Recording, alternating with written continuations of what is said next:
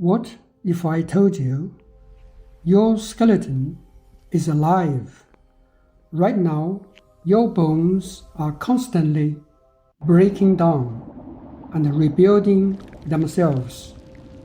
Special cells called osteoclasts remove old bone, while osteoblasts build new bones in its place.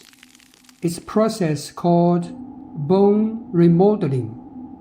In fact, much of your skeleton is gradually renewed over about 10 years. This hidden construction project keeps your bones strong, repairs tiny cracks, and keeps your body store important minerals like calcium. So, although your skeleton feels solid, it's actually one of the busiest living tissues in your body. Nature is full of stories waiting to be decoded.